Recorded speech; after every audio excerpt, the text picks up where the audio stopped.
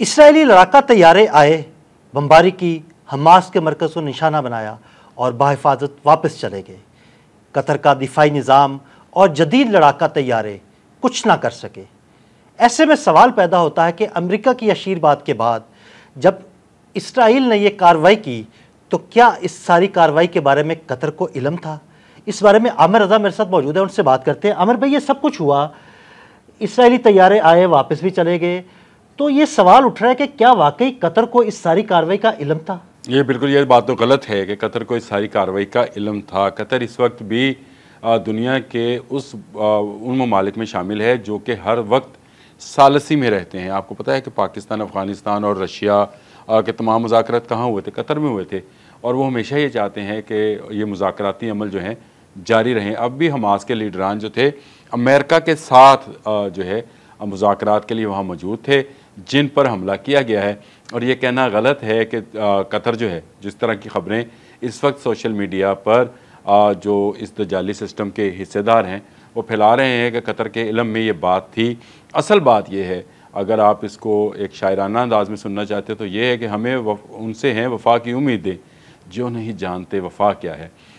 हमारा पूरा का पूरा गल्फ़ और पूरा अरब पेनिनसुला जो भी है, ये सारा का सारा एक मुल्क पर डिपेंडेंट है और वो उसका नाम है अमेरिका। और इनके तमाम रडार्स, इनके डूम्स, इनके असला, इनके मिसाइल्स, इनके जहाज़ सब अमेरिकन कंट्रोल में हैं, इनके अपने पास नहीं है। मुझे कतर दोहा जाने का इत्तेफाक हुआ था और वहाँ पर कई एयर बेसिस ऐसी हैं जहाँ पर ख़ुद कतरी भी नहीं जा सकते। सही। और इन्हीं के अंदर ये सारा मिसाइल सिस्टम नस्ब है, जिसको एक्टिवेट करना या ना करना उसका अख्तियार अमेरिका के पास है। आज डोनाल्ड ट्रंप मगरमच्छ के आंसू बहा रहे हैं कि जी ये तो सिर्फ नेतन्याहू का फ़ैसला था और उन नेतन्याहू ने जो है ये अकेले में फ़ैसला किया, मुझे इसका इल्म नहीं था।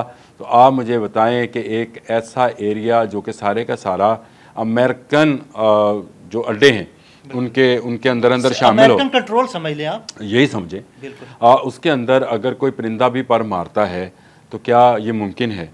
और अगर ये अमेरिका ये कहता है कि उसके रडार्स को नहीं पता था, तो ये आप भी समझते हैं कि ये सफ़ेद झूठ है जो ये सफ़ेद रंगत वाले जो हैं बोल रहे हैं।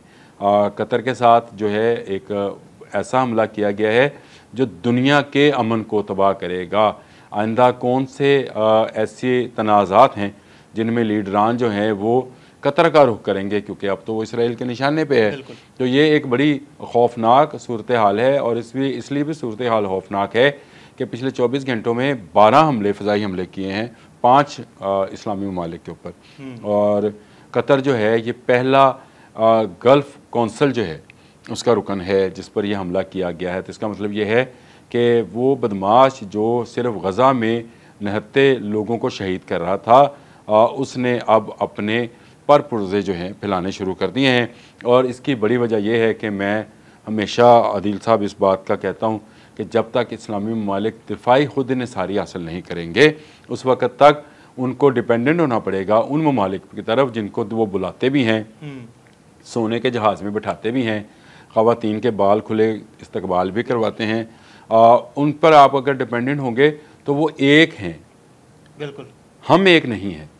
हम कई जगहों पर सरहदों के अंदर कुछ नज़रियाती सरहदें हैं, कुछ मजहबी सरहदें हैं, कुछ तसव्वुराती सरहदें हैं, उनमें बटे हुए हैं। लेकिन याद रखें मुस्लिम दुनिया का दुश्मन जो है वो एक हैं और वो एक होकर जो है इस वक्त कतर पर उन्होंने हमला किया है। गो कतर के वज़ीर आज़म ने एक मीडिया कॉन्फ्रेंस की है और कहा है कि वो दिफा का हक़ रखते हैं। मुझे आप दिल साहब एक बात बताएं, अगर आपके पास अमेरिकन असला हो, आपके तमाम हवाई अड्डों पर जो कि फ़ौजी नवीद के हैं वहाँ पर अमेरिकन बैठे हों और आप दिफा का क्या हक़ रखते हैं? कुछ बिल्कुल नहीं, बिल्कुल आपका ज़ीरो है। इसराइल तो हमला ही अमेरिकी आशीर्वाद के बाद हो ही नहीं सकता ना, उसके पास भी सारा अमेरिकन असला है। इसराइल और अमेरिका के दरमियान जो दिफाई, एक बड़ी बात अब कहने लगा हूँ, बहुत सारे यूट्यूबर्स आपको बहुत सारी चीज़ें भटकाते रहते हैं, लेकिन मैं सीधी सच्ची बात करने लगा। इसराइल और अमेरिका के दरमियान जो दफ़ाई तल्लकात हैं उसमें ये कहीं नहीं लिखा हुआ कि अमेरिकन असला जो इसराइल इस्तेमाल करेगा वो दुनिया के किसी मुल्क पर इस्तेमाल कर सकता है और किस पर नहीं। उसको खुली छूट है कि वो जिस मर्जी मुल्क पर चाहे। और यहाँ पर क्या है कि मिस्र से कहा जाता है कि तुम्हें F-16 दे रहे हैं तेरे दिफा के लिए, लेकिन तो इसे इसराइल पर इस्तेमाल नहीं करोगे। आपके नाम ले लेता हूँ, आप चलें, सऊदी अरब समेत तमाम अरब कंट्रीज़ के साथ जो अमेरिका ने दिफाई मुआहदात कर रखे हैं, उसमें ये चीज़ शामिल है कि वो आप इसराइल पर हमला नहीं कर सकते। तो अगर वे नहीं कर सकते तो फिर कैसे होगा? इसराइल को पता, आप बॉक्सिंग रिंग के अंदर एक बॉक्सर के हाथ बांधकर आप दूसरे बॉक्सर को खुला छोड़ते हैं और कहते हैं कि दे मार पंच पे पंच, दे मार पंच पे पंच, और फिर कहते हैं जी मुझे तो पता ही नहीं था। कैसे मुमकिन है? कैसी ये चीज़ें हैं? कैसे लोगों को बेवकूफ़ बनाया जाता है? क्या एक ट्वीट से दुनिया इस बात को तस्लीम कर लेगी कि इस हमले के पीछे अमेरिका नहीं है? आपने हाथ बांध कर आपने बुलवाया हमास के लोगों को। बिल्कुल पूछने वाली बात है कि नहीं है? डोनाल्ड ट्रंप साहब आपसे मुज़ाकरात के लिए हमास के लीडरान वहाँ मुझे, अल्लाह ने उनको महफूज रखा और अल्लाह ताला उन्हें तादेर महफूज रखे।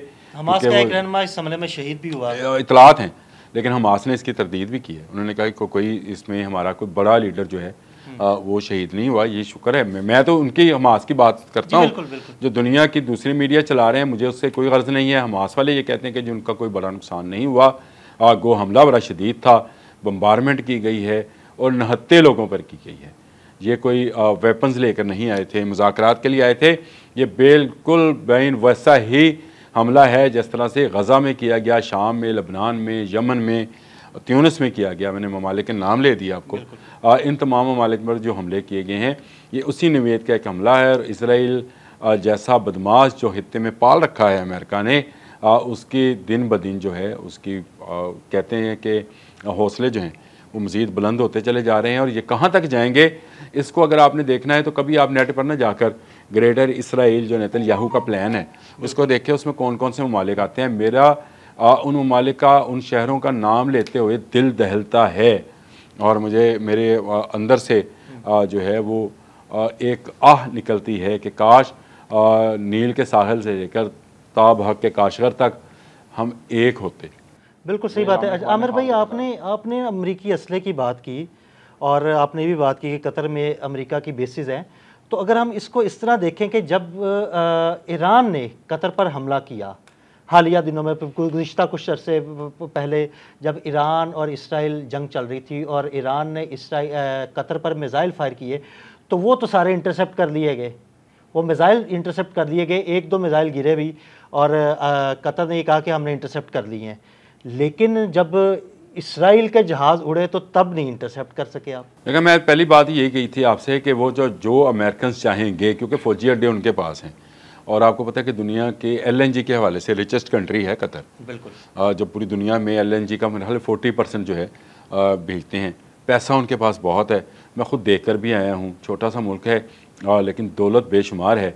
और वो दौलत कहाँ लुटाई जा रही है मुझे नहीं पता। अगर ये अपनी टेक्नोलॉजी पे नहीं लुटाई जा रही है आमिर भाई, तो आवाम को, हर बंदे को पता है।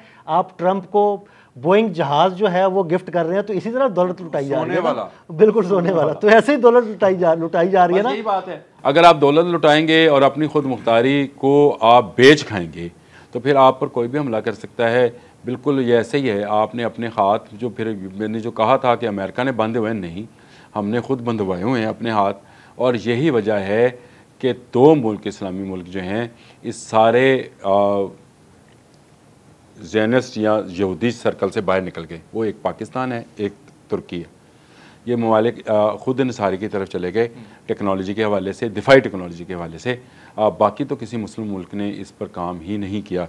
काम करते तो मेरा ख्याल है अगर आज कतर के पास अमेरिका से हटकर दिफाई निज़ाम होता तो इसराइल ने कभी जरूरत भी नहीं करनी थी। ये पैगाम है तमाम अरब ममालिक के लिए, तमाम उन कंट्रीज़ के लिए जो इस्लामी कंट्रीज़ हैं जिन पर इसराइल की नज़रें हैं, कि अगर वो अपनी दिफाई सलाहियतों को अमेरिका से हटकर दूसरे ममालिक की तरफ देकर बनाएं या टेक्नोलॉजी ट्रांसफ़र करें तो कभी इसराइल जैसे मुल्क जो हैं उन पर हमला नहीं करेंगे। बहुत शुक्रिया आमिर भाई जी। बिल्कुल, आमिर रज़ा ने बड़ी तफसील के साथ बताया कि इसराइल ने जो अटैक किया उसका कतर को पता क्यों नहीं चल सका।